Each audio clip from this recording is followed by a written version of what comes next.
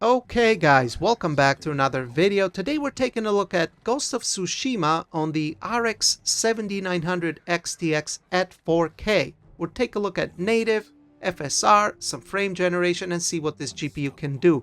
But before we do that, I just wanted to quickly look at the two drivers. So we had the previous 24.4.1 driver and then the newly released 24.5.1 driver that's supposed to add optimizations for Ghost of Tsushima. Now I tested this opening cinematic here and I didn't see any difference in performance, and I also tested the fighting sequence that's right after the main cinematic, and I also didn't notice any difference in performance at all. So maybe there's some improvements in specific cases, I don't know, but I just wanted to take a quick look at this and then move on to the meat and potatoes of this video. So let's do that.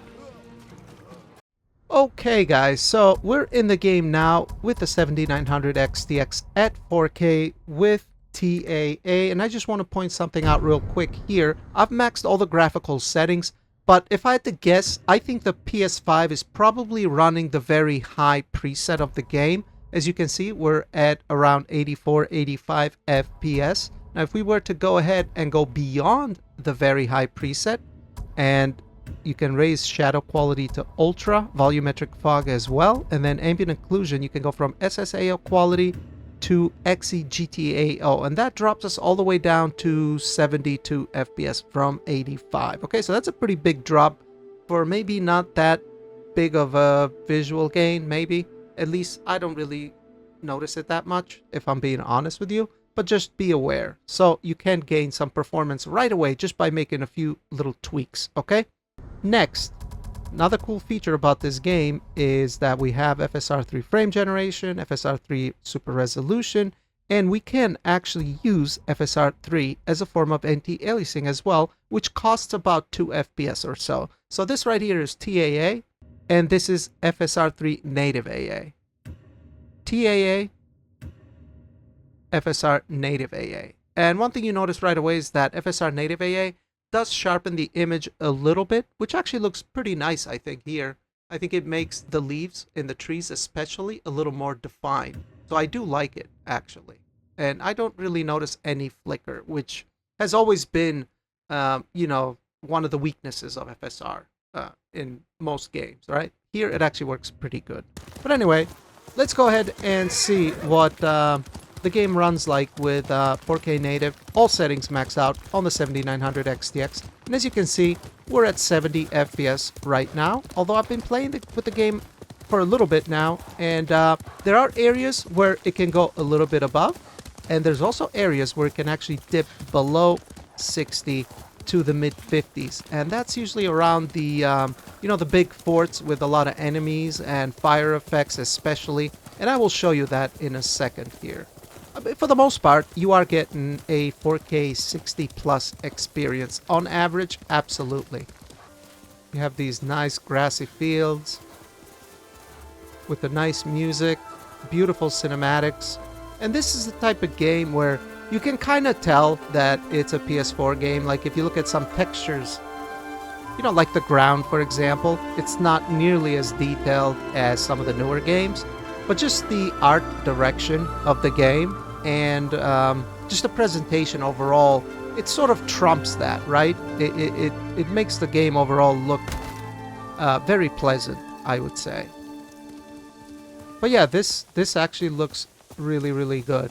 Let's go ahead and check out an area that's a little bit more more demanding, I would say. Okay, so right now we're in one of those forts I was talking about, where you can clearly see we're in the mid to high 50s of FPS, and these are some of the areas that are going to be a little bit more taxing on your hardware. Are you going to notice if you're not staring at a frame time graph, right? Nobody plays like that. This is just for the sake of examination, basically. But what I wanted to try here is, let's go ahead and turn on FSR3 frame generation. You can actually use frame generation here with DLSS if you had an RTX 2000, 3000 GPU, which is really, really nice. And you can even use FSR independent of TAA. However, if you just noticed, it didn't kick in. So if that happens, try to go to like FSR native.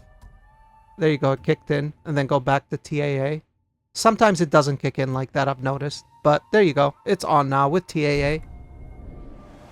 And we're at 100, around 100 FPS. Let's see if we can get this guy with the arrow. There we go, we got him. Okay, perfect. So, how does the game feel? Yeah, it actually feels... It looks very smooth.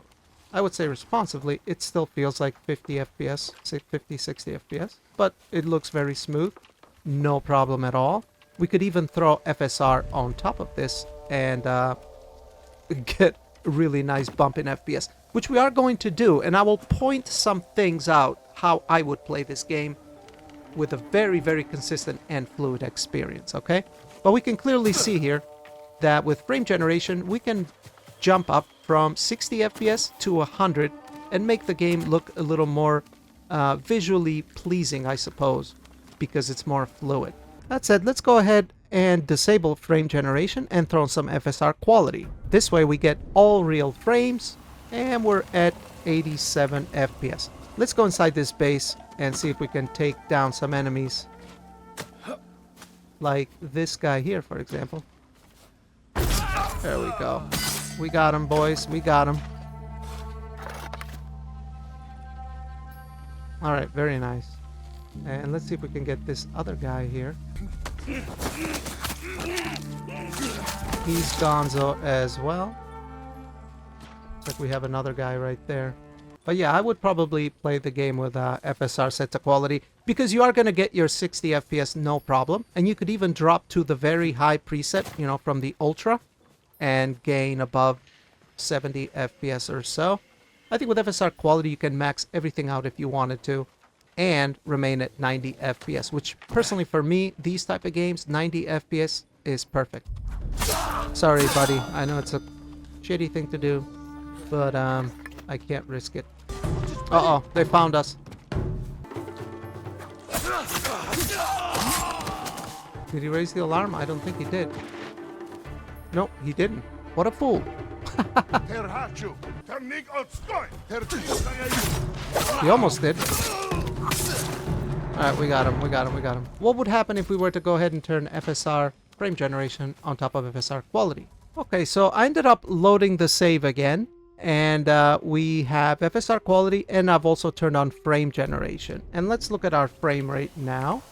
And we are well above 120, 150 FPS. But look at that. We're getting some hitches and stutters every now and then. And it's weird because it happens when you look at this, the center of this camp. And then if you look away, it kind of goes away, right? It's very, very strange. But it does happen. Now, on top of everything else, my display is also only 120 Hertz.